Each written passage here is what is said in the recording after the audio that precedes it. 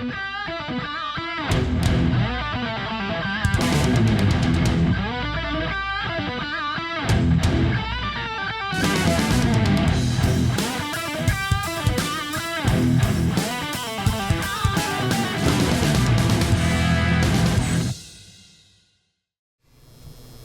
my name is Rich Howard, owner of Architectural Builders Supply. This video is to bring you a closer look at the Compx part number C8253 is what this is.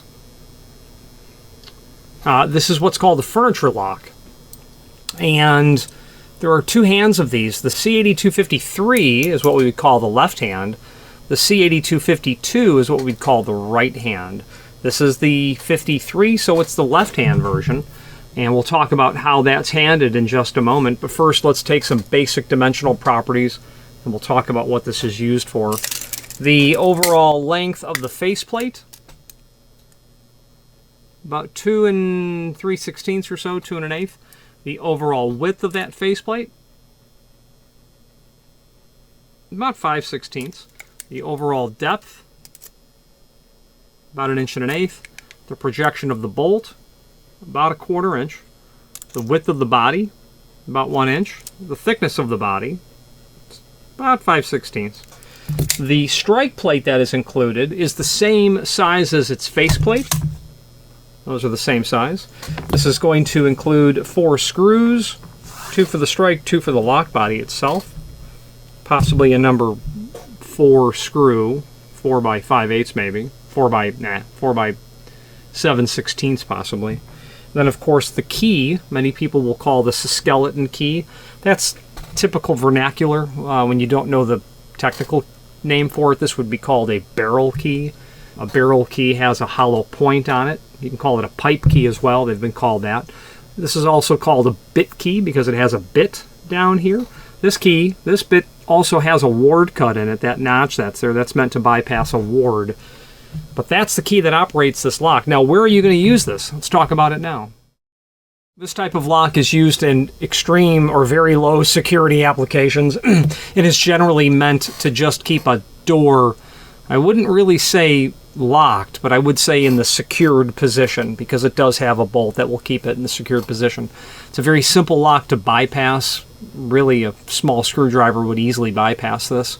And as a result, you're not going to see a lock like this installed on any application that actually requires security.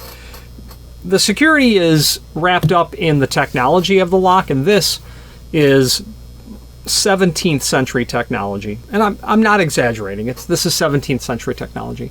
You'll see these locks in the 18th century, very much in the 19th century. Bit and barrel keys, lever tumbler locks. Before the advent, about the Civil War, of the pin tumbler platform being patented by Linus Yale Jr. You probably know the name Yale. It's associated with lots of things, and door hardware is one of those things. He took an Egyptian concept from 4,000 years ago and turned it into the modern pin tumbler, of which all of us interact with that technology every single day, even though we don't realize it.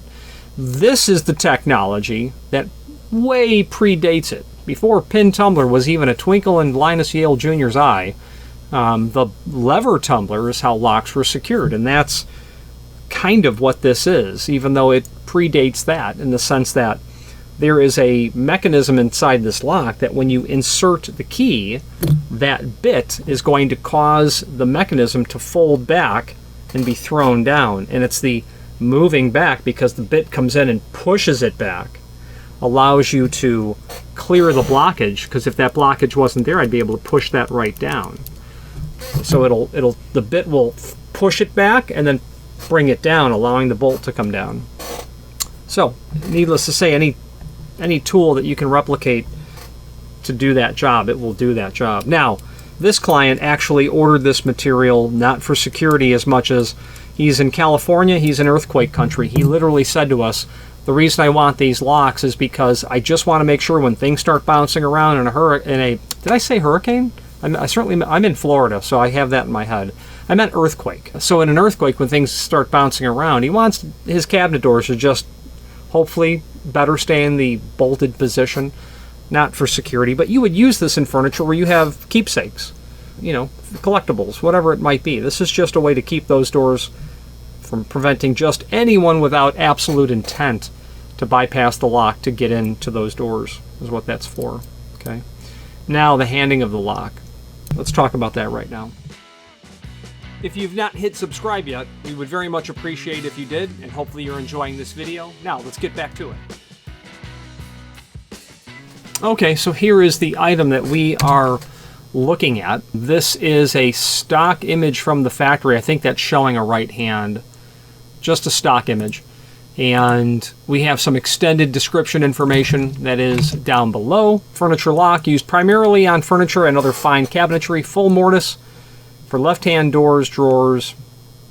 Key removable in both locked and unlocked. The technical term for that is non-key retaining. I don't know that it applies to a lock like this, but non-key retaining means that the key can be removed in both locked and unlocked positions. It is a dead bolt, not a latch.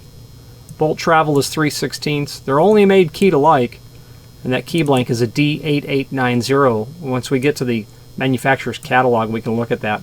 Speaking of looking at it, let's take a look at some images that we have. Here's everything that you're going to get in the packaging. The lock body itself, showing that item that's there. I'm calling it a lever tumbler. I'm really not confident and comfortable calling it that. If I were to pull out a locksmithing book and look at a diagram of bit key locks like this, I would discover what that's called. It's just escaping me right now. That's the pin that the barrel of the key rests over to keep the key in the proper alignment. The face of the lock. Obviously this isn't a sprayed brass or actually sprayed bronze type finish. Another perspective of it, focusing on the bolt. The back side. What would be the secured side. There's your key. That's what's called the ward cut. Now what's interesting about the ward cut, I don't know why that is there. It doesn't need to be there. That key could be used in some other lock. But if there were a raised circle of material inside the lock body, raised circle of material, and there isn't one here, it would go right around here. In your mind's eye, imagine that key inserting. Without the ward cut there, the key would never fit down all the way onto the pin. There is no ward in the lock, but the key has a ward cut. You wouldn't need that. They're probably putting it there just to make it look more like a key, I suppose. Or to maybe say, hey, you know, don't use your flat-bladed screwdriver because it won't work, even though it will. The barrel tip of that also, as I may have said earlier, a pipe key. And then the strike and the fasteners that are included. Now, there is a link below this to cut sheet. This is right out of the manufacturer's catalog. It shows the 8252 and the 8253 material. The 52 is the right hand, as is highlighted there. The 53 is the left hand that we're talking about now. And I'll show you where we can find this entire catalog in a moment. There's also a link to a document called Handing. This is not so important. It's just there for the sake of being there, I suppose. Finally, there's a document called Technical Drawing. And it is literally that. We'll show you all the dimensional properties. I'm going to say that this is a left hand that they're showing here, even though it would be really nice if it indicated on here left hand shown, because they do list two-handed products. Okay. Now the link to the manufacturer's page as seen here. When we click on that, we can pull up not only all of the Compx products we sell by means of this horizontal navigation, but also a link to the manufacturer's website, as well as a link to the full product catalog. I would most certainly recommend that you dive into this catalog, as you will find a variety of different lock types that are more petite in footprint, like cam locks, for locking up desks and cabinet doors and things of that nature. Compx is certainly not the only manufacturer who makes such locks, but they are most definitely a very comprehensive provider of this type of material. Cam locks that you'll see in mailboxes, whether it be Bomber or Auth Florence, many other names that I can't think of. If you have a mailbox and you're looking to replace the lock, very common, this is going to work really well. Auth, American, Cutler, Newtone, Couch, Florence I probably said, Miami Carry. Durasteel, Permabit, Ripple Canada, Cutler Federal, Moore Bomber, Jensen. That name I've never heard of. If you're looking to replace a lock in a typical bomber, that 8710 very likely will work. So the way to go about doing that is get the lock in your hand and get a tape measure and match it up. Match up what it looks like, meaning the tail piece. The lock is all the same. It's going to be the tail piece that's going to change. You'll come with a spring clip for mounting it. That's what's called a double D prep. It's literally called double D because if you imagine it's two Ds back to back.